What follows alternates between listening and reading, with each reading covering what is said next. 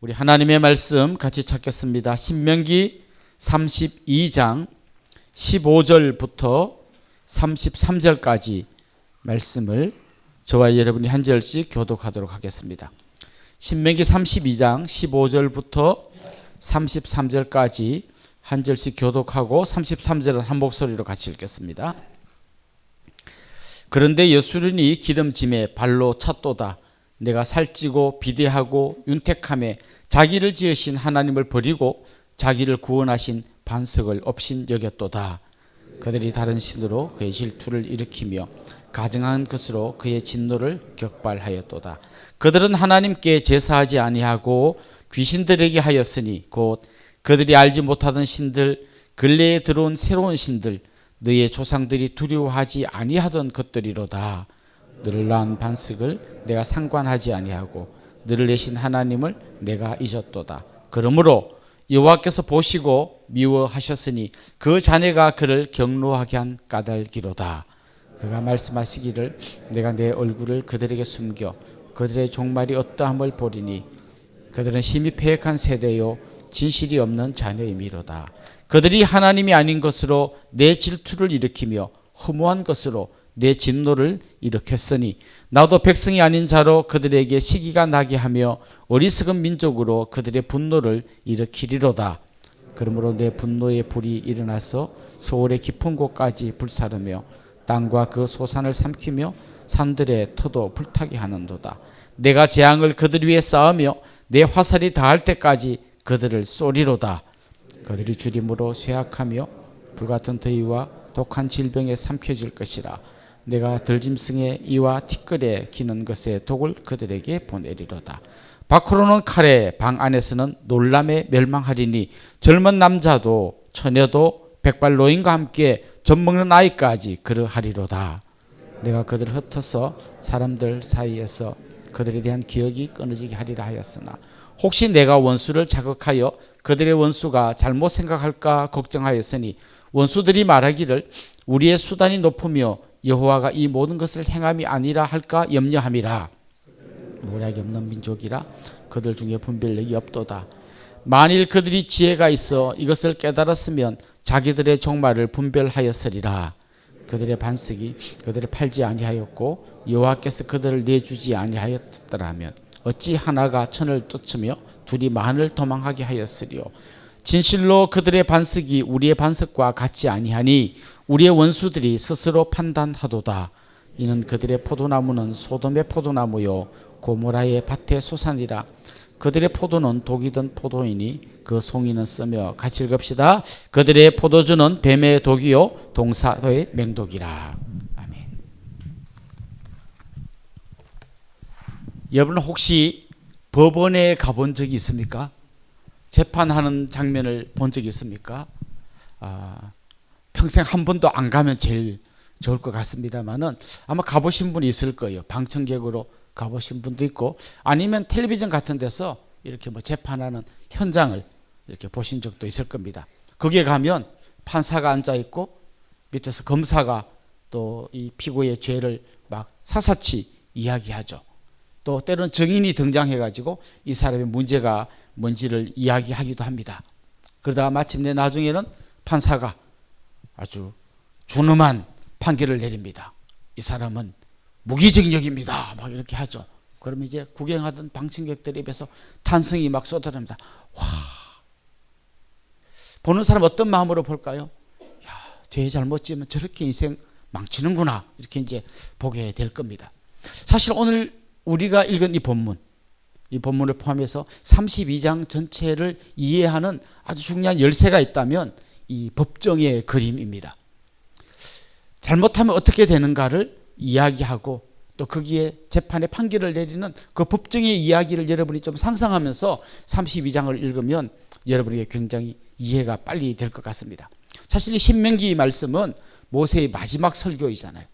40년 동안 이스라엘 백성을 가나안 땅으로 이끌기 위해서 정말 죽을 고생하면서 이제 가나안 땅 앞에 왔습니다. 이제 건너가기만 하면 됩니다. 그런데 하나님께서 모세야 너는 못 간다. 그때 아마 모세의 마음이 굉장히 복잡했을 것 같아요. 그래서 그는 자기는 못 가는 대신에 앞으로 가나안 땅에 들어간 이스라엘 백성들이 어떻게 살아야 되는가를 자기의 마지막 헌신의 힘을 다해서 열정을 다해서 여러분 가나안 땅에 들어가시면 이제 이렇게 살아야 됩니다. 이걸 이야기하는 게 신명기 말씀이에요. 근데 보나마나 이 사람들 들어가서 또 막 범죄하고 이럴 걸 아니까 오늘 본문에서는 여러분 그렇게 범죄하면 어떻게 되는지 알려드리겠습니다 라고 이제 아주 목소리를 높이는 게 32장의 말씀이에요. 근데 이 32장은 방금 말씀드렸던 것처럼 마치 법정에서 판사가 심판을 내리는 같은 바로 그런 장면입니다. 어제 읽은 본문 1절에 보면 이런 말씀이 나와요. 하늘이여 귀를 기울이라 내가 말하리라 땅이여 내 입의 말을 들을지어다. 지금 하나님께서 정인을 소환하는데 하늘과 땅을 정인으로 소환하십니다. 아마 우리 어르신들 중에도 이런 말을 하는 분을 내가 가끔씩 들어봤어요. 누구랑 막 얘기하다가 막 억울하잖아요. 자기가 안 그랬는데 막 자기가 그랬다 하면 뭐라 그럽니까? 하늘이 알고 땅이 안다 막 이렇게 말하지 않습니까? 마치 그것처럼 하나님이 지금 하늘과 땅을 정인으로 소환하십니다.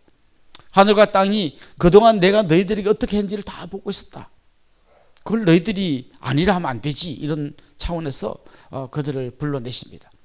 그리고 어제 말씀에 보면 하나님이 그동안 어떻게 그들에게 신실하게 행하셨는지 어떻게 그들을 도우셨는지를 이야기하십니다. 하나님이 그들을 눈동자와 같이 지켜주셨습니다. 그들의 모든 필요를 채워주셨습니다. 하늘에서 만나가 내리고 때로는 고기 먹고 싶다면 메추라기가 내리고 반석에서 샘물이 터지고 필요한 모든 걸 채워주셨습니다. 또 이런 말씀도 어제 있었죠. 마치 독수리가 그 날개로 어범같이 그들을 인도하셨다. 사실 이 가나안 땅에 들어가기 전에 이 광야 40년이 필요했던 이유 중에 하나는 그들을 훈련시키는 그런 과정도 있었어요. 훈련. 여기서 하나님이 계속 훈련시켜서 가나안 땅에 들어가서 정말 하나님의 말씀대로 살게 하려고 계속 훈련시킨 거예요. 그런데 어떻게 훈련시켰나 하면 독수리가 날개로 어범같이 훈련시켰어요. 이런 거죠. 독수리가 높은 절벽 위에 집을 짓고 살지 않습니까? 그러다가 이제 새끼가 태어나면 나는 훈련을 시켜야 됩니다. 독수리가 훈련시키는 법. 절벽에서 새끼를 떨어뜨립니다. 그러면 막 죽으라고 막 떨어지겠죠. 우리 아빠가 왜 이러지? 막 나를 왜 죽이려고 하지? 막 소리 지르면 떨어질 겁니다. 다 땅에 떨어지려고 하면 날개로 와서 딱 받습니다. 그리고 또 올라가서 이걸 몇 번 하다 보면 어느새 독수리가 하늘을 날게 되죠. 이 광야에서 수없는 훈련을 통해서 정말 하나님의 사람, 하나님의 백성으로 훈련시켜 가신 거죠. 애굽에서 종살이하던 정말 아무것도 아닌 같은 그들을 하나님의 군대로 만들어서 가나안 땅에 이제 보내주시려고 한 것입니다. 자, 이렇게 하나님께서는 그들을 보호하시고 훈련시키시고 지키시고 인도하셔서 정말 이렇게까지 왔습니다. 이제 건너가기만 하면 가나안 땅 여기까지 왔습니다. 근데 그들은 어떻게 했습니까? 이제 오늘 우리가 읽은 본문부터는 이렇게 하나님께서 은혜 베풀어 주셨는데 이스라엘 백성이 어떻게 했는지 마치 검사가 조목조목 그들의 문제가 뭔지를 지적하듯이 이야기합니다. 15절에 보면 이런 말씀이 나옵니다. 그들이 기름짐에 발로 찼다. 기름짐에 발로 찼다. 이게 무슨 말입니까? 먹고 살만하니까 하나님을 배신했다는 것이죠. 오늘 본문에 보면 하나님이 어떤 분인지를 여러 단어로 표현하는데 이렇게 이야기합니다. 하나님은 그들을 지으신 분입니다. 하나님은 그들을 구원하신 분입니다. 하나님은 그들을 낳으시고 기르신 그들의 반석이셨습니다. 바로 이 하나님을 그들이 발로 찼다는 거예요. 발로 찼다는 말은 다른 말로 하면 뭔가 하면 그들이 우상을 섬겼다는 겁니다. 우상에 대해서는 오늘 본문이 이런 다양한 표현을 씁니다. 다른 신, 가증한 것, 귀신, 근래에 들어온 새로운 신, 그들이 알지 못하던 신, 조상들이 두려워하지 않던 신, 바로 그 말도 안 되는 아무 힘도 없는 그 우상을 섬겼다는 것입니다. 한마디로 배은망덕한 거죠. 하나님 그렇게까지 그들을 도우시고 인도하시고 붙들어 주셨는데 그들이 하나님을 발로 차버렸다는 겁니다. 하나님의 반응이 오늘 본문에 또 여러 다른 표현들로 나오는데 하나님이 그들을 미워하십니다. 경노하십니다. 얼굴을 숨기십니다. 진노하십니다. 그 분노의 불로 그들의 모든 것을 다 태워버리겠다 이렇게 말씀하십니다. 그 결과는 또 다양한 표현들이 나옵니다. 그들은 이제 쇠약해지고 더위와 질병, 칼과 놀람에 쓰러지게 됩니다. 이미 그들이 과거에 이런 잘못을 해서 하나님께 이런 심판을 받기도 했고, 미래에도 가나안 땅에 들어가서도 하나님 은혜를 잊어버리고 배은망덕하게 우상숭배하면 이렇게 쫄딱 망할 거라고 하나님이 모세를 통하여 경고하시는 것입니다. 그런데 이 모세의 경고를 가만 읽다 보면 아주 눈에 띄는 한 단어가 보여요. 그게 뭔가 하면 질투라는 말이에요. 질투. 질투하시는 하나님이라는 걸 이야기해 줍니다. 여러분, 질투는 언제 하는 걸까요? 어떤 총각이 자기가 좋아하는 아가씨가 있습니다. 너무너무 좋아합니다. 저 아가씨랑 결혼하고 싶어 합니다. 근데 이 아가씨가 딴 오빠를 좋아해요. 그때 질투가 일어납니다. 근데 어떤 아가씨가 딴 오빠를 좋아하는데 내가 관심도 없는 아가씨예요. 질투가 전혀 안 일어납니다. 질투 안에는 뭐가 들어있냐면 사랑이 들어있어요. 하나님이 질투하기까지 우리를 사랑하신다, 아니면 질투하기까지 이렇게 심판하신다, 이 말 안에는 뭐가 있습니까? 그건 미워서 죽이고 싶어서 심판하는 게 아니라 너무너무 사랑이기 때문에 지금 하나님 이렇게 말씀하신다는 거죠. 그런데 하나님의 이 심판 안에 또 놀랍게도 아이러니하게도 질투가 들어있습니다. 이렇게 말씀하십니다. 내가 너무 사랑하는 너희들이 나를 배신하고 다른 신을 섬길 때 내가 질투하는 것처럼 너희들도 질투하는 마음을 한번 느껴봐라, 이거예요. 그래서 하나님 어떻게 하시는가 하면 하나님의 백성이 아닌 이방 족속에게 한번 쫄딱 당해보게 하는 거예요. 그러면 그들이 이렇게 생각할 거 아니에요. 아니, 우리는 하나님의 선민인데 왜 하나님이 저 이방인을 통해서 이 선민인 우리를 괴롭히시지? 왜 선민이 저렇게 잘 되고 우리는 이렇게 쫄딱 망했지? 너희들도 한번 느껴보라는 거예요. 이게 오늘 하나님 말씀입니다. 결국 나중에 안타깝게도 이스라엘 백성들은 오늘 이 말씀의 경고를 무시하고 살다가 이방 민족인 바벨론에게 잡혀가서 정말, 아니 왜 하나님의 백성인 우리가 이 이방 민족에게 이렇게 당해야 됩니까? 라고 하나님께 부르짖게 되어버렸습니다. 하나님 답은 뭘까요? 그러게, 왜 너희들의 반석이고 너희들을 구원한 나를 버리고 왜 엉뚱한 이방신을 쫓았냐? 이게 하나님의 안타까운 음성인 거죠. 근데 오늘 본문에서 끝나면 안 되고 이 32장은 내일 본문까지 계속 여러분이 내일 꼭 오셔야 됩니다. 내일 본문까지 이어져야 됩니다. 왜냐하면 너 잘못했지, 심판받아, 다 죽었어, 이렇게 끝나는 게 아니라는 거예요. 내일 본문에 가보면 그럼에도 불구하고 하나님 그들을 살려내시고 마지막으로 하나님이 영광 받으시는 걸로 이 본문이 마무리됩니다. 결국 우리에게 적용한다면 이런 거죠. 하나님께서 죄와 죽음에서 우리를 구원하시고 그 구원의 과정에서 우리를 살리기 위해서 자기 아들까지 십자가에 내주셨는데 그 엄청난 은혜를 입은 우리가 배은망덕하게 하나님 버리고 살면 안 된다라는 경고이죠. 사실 우리가 좀 더 구체적으로 말한다면 하나님 내리시기란 그 모든 심판을 자기 아들에게 미리 다 내려놓고 그 아들을 보여주면서 너희들의 죄 때문에 내 아들이 이렇게까지 십자가에 죽었다, 그래도 배신할래? 이렇게 우리한테 물어보는 거죠. 그래서 우리는 날마다 그 십자가 앞에 나아가 우리에게 하나님이 어떤 걸 행하셨는지를 깊이 생각하고, 아까 우리가 불렀던 찬송처럼 하나님의 은혜로 이 쓸데없는 자 왜 구속하여 주는지 나는 알 수가 없습니다. 이 찬송 부르면서 하나님 앞으로 한 걸음씩 더 나아가야 합니다.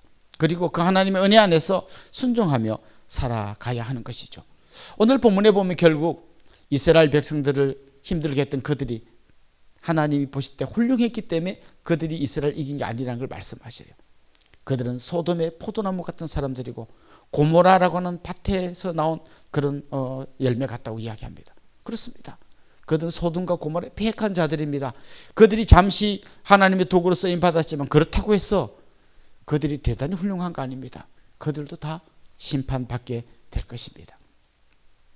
그런데 오늘 이 본문을 읽다 보면요, 로마서가 생각이 나요. 로마서 9장부터 11장에 보면 어떤 말씀이 나오는가 하면 유대인들에 대한 말씀이 나와요. 바울이 이제 로마서를 통해서 계속 설교하는 게 뭔가 하면 하나님께서 이방인까지 다 사랑하셔서 구원해 주신다는 걸 막 설교하다 생각하니까 자기 민족인 이 유대인들, 이스라엘 백성들이 예수님 안 믿고 끝까지 버티는 게 너무 안타깝잖아요. 근데 거기 보면 이런 말씀이 나와요. 이렇게 하나님이 이방인들을 구원하는 걸 유대인들이 보면 그들 마음속에 시기하는 마음이 생길 거라는 거예요. 질투하는 마음이 생길 거라는 거예요. 아, 저 이방인까지 구원해 주시는데 우리는 뭔가. 이래서 결국은 돌아올 거라는 말씀을 하십니다. 사랑하는 성도 여러분, 저는 우리가 그런 자리까지 안 가면 좋겠어요. 질투하는 자리, 시기하는 자리까지 가지 않고 은혜 베푸실 때 그 하나님의 은혜 안에서 기뻐하며 감격하며 살아갈 수 있기를 간절히 소망합니다. 은혜를 기억합시다. 하나님의 마음에 합한 하나님의 백성이 될 수 있기를 주의 이름으로 축원합니다. 기도하겠습니다. 아, 하나님의 은혜로 이 쓸데없는 자 왜 구속하여 주는지 저희들은 알 수가 없습니다. 이 넘치는 은혜, 넘치는 감격이 우리의 삶을 끌고 가게 하여 주옵소서. 이 은혜 안에 잠긴 바 되어 하나님께 순종하며 살아가는 하나님의 백성들이 되게 하여 주옵소서. 예수님의 이름으로 기도드리옵나이다. 아멘.